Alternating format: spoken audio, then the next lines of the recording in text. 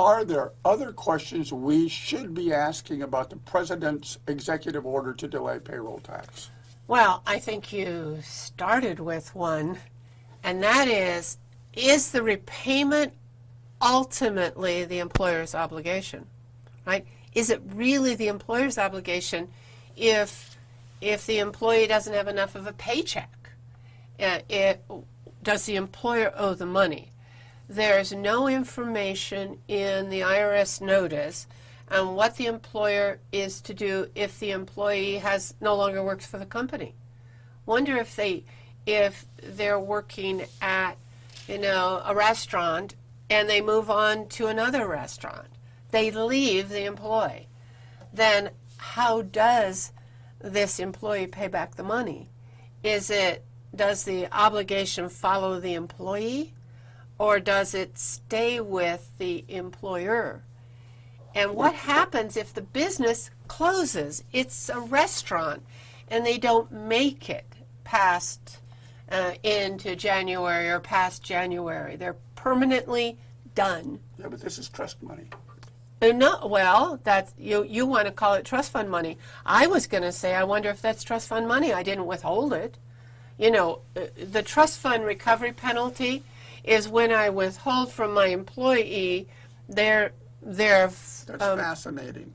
their OASDI and their Medicare and their federal withholding tax. When I withhold that, if I don't pay it over to the IRS, then I'm personally responsible, whether the business is incorporated or an LLC or whatever. It's still my obligation, and that's the trust fund recovery penalty.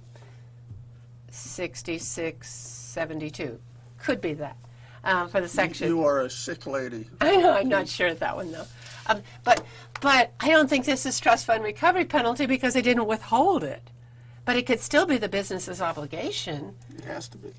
Well, I don't know that it has to be. It was the Convince me. I What, can't. you don't have to convince me. I can't convince you But this because is a question that we have to get an answer to. And that's why we always start with the questions and answers that come, for instance, from SBA or from Treasury, Right. because we have an answer. Here we have no answer. Now the next one is the deferral optional. Is this deferral optional? And that means, does the employer even have to offer the deferral? Because this is, if it's going to be the employer's obligation, or if we have a question about that, about if it's the employer's obligation, then I'm not going to offer this to my employees and put my small business, or large business, but my small business on the hook for this payroll tax.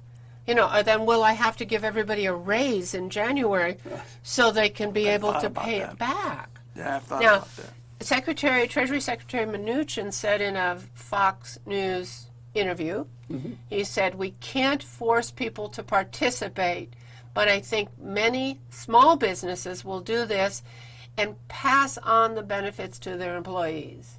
That doesn't make any sense to me. So that's Secretary Mnuchin saying this is optional. It's not. I got that part. Yeah, I think he said it's optional. I think it's optional first on the part of the employer. Now let's say it's also optional on the part of the employee, and we have some employees who defer and some that don't. Yeah. And we have some employees that don't defer, but decide they want to defer now. Is this a payroll headache that I, in my small business, want to take on? It's a good question. I think that's maybe I shouldn't say this, but this is going to be a problem both for the employee and the employer. It's a problem for the employee and the employer, and until we have a few more answers, I think small businesses are holding back. And the more they hold back, the less the deferral is, right? Agreed. Can they start of course they could start the deferral September 1st. That's what the president's order says. But can they wait until October 1st and just do 3 months worth? And can they require that all employees have a deferral or just some employees? You can tell from our worried expressions, Fair. from our worried expressions that the payroll tax deferral is not is not well developed. Even though the executive order from the president came August 8th with an effective date September 1st, the IRS issued what little bit they did just a few days before the September 1st beginning, not giving payroll companies much time, let alone employers much time. Our big question will always be for the small employer, whose obligation is this? And until that is cleared up, you know, Vern, I don't think that we'll have very many employers following through with the president's executive order. And again, the president wanted something different. He wanted forgiveness of payroll to stimulate the economy, get more money into the economy. That is not what this really turned out to be.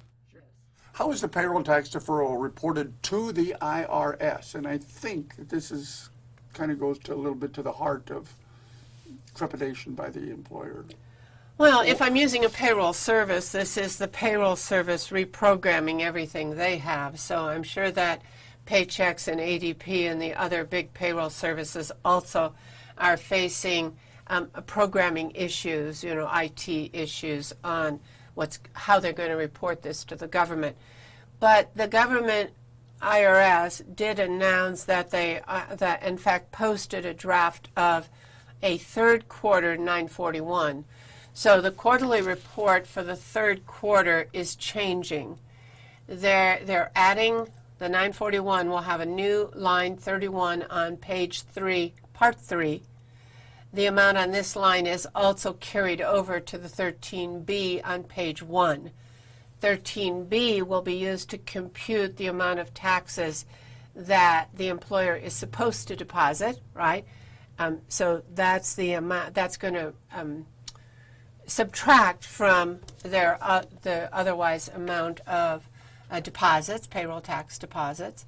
And then line 31 tells the IRS how much of line 13B is due to be paid to the IRS over that 4-month repayment period, paid to the IRS by May 1st, 2021, right? Because we're repaying it January, February, March, and April. Right. So everything has to be paid back. Without line 13B, the IRS wouldn't have an idea of how much the employees have not withheld from their paychecks between the September and December dates. So it's a 941, it's revised. You will want to make sure you are using a new third quarter form. This is our second change. We had a revised 941 for the second quarter because of other payroll credits that were available, the job retention credit and the sick and family leave credits. We already had one revision on second quarter. Now we'll have a revision on third quarter. Another reason to be using a payroll service. How does the payroll tax deferral apply to the self-employed, Sharon? It doesn't apply. Well, it doesn't apply so far anyway. The notice that came out from the IRS talking about how this is paid back, that IRS notice does not talk about self-employed at all. And I think that's because CARES gave the self-employed individual deferral of their employer share of OASDI. If you remember in CARES, the employer can defer their 6.2% and a much longer period of deferral, but also they don't pay that back until they pay half of the amount they deferred back in December 31st of 2021 and the other half in 2022. So that's legislation on how it's paid back in CARES. So the self-employed individual already is allowed a deferral of their employer, their 6.2, which is the employer share. They don't seem to be allowed to also take the 6.2% off of the employee's share of that. And that sort of makes sense to me, that they would have to pay in some part of their OASDI. This decision is made by the employer, not the employee, as to whether to do this. What do you mean? What decision is made? Well, the employee is the one that decides whether that they're going to have the withholding or not. But the decision to be participating in this type of a program has to come from the employer because it's the employer's paperwork on it. That means that we've got to trust the employer to tell the employee this is what it is and just explain. You think that that's going to happen? And I'm just, this is off the record. I'm just Oh, asking he you a is question. so off the record when we're on the record. This isn't exactly like a reporter in the back room. I don't think the employers are talking about this yet. I don't We're know. getting the same information, Sharon. I just don't think, I think the employers are ignoring this for a couple of other reasons, but let's continue on with this.